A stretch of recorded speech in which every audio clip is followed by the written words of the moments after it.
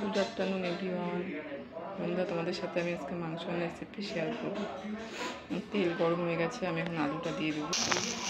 আলু ভাজা হয়ে গেছে, আমি এখন আলুটা তুলে নেব। মাংসটা আমি আগে থেকে ম্যারিনেট করে রেখেছিলাম।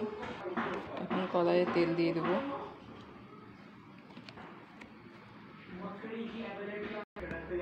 তেল গরম হয়েছে, ফোড়নে দেবো জিরা, তেজপাতা, রসুন কুচি,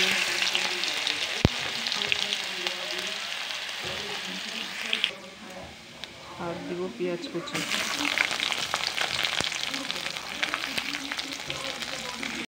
এখন পেঁয়াজ রসুন লালচে ভাব হয়ে গেছে, আমি এখন ম্যারিনেট করে মাংসটা দিয়ে দেবো।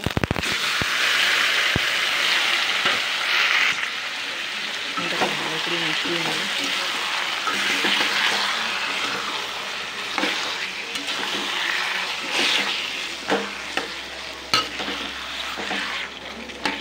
এটা 5 মিনিটের জন্য ঢাকা।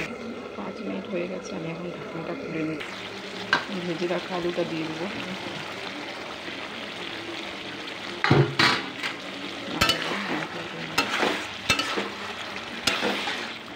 আবার 5 মিনিটের জন্য ঢাকা দেবো। এখন আমি ঢাকনা খুলে নেব। মাংস একদম কষে গেছে, তেল ছেড়ে দিয়েছে। এখন আমি এর মধ্যে জল অ্যাড করে দেবো। আমি যে জলটা অ্যাড করেছি সেটা আগে থেকে গরম করে রেখেছিলাম। এখন আমি আবার 10 মিনিটের জন্য ঢেকে দেবো। 10 মিনিট হয়ে গেছে, আমি ঢাকনা খুলে নিয়েছি।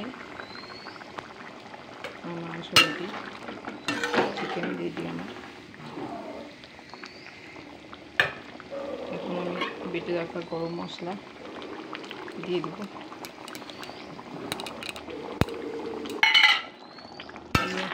না দিয়ে নাড়াচাড়া করে নেব।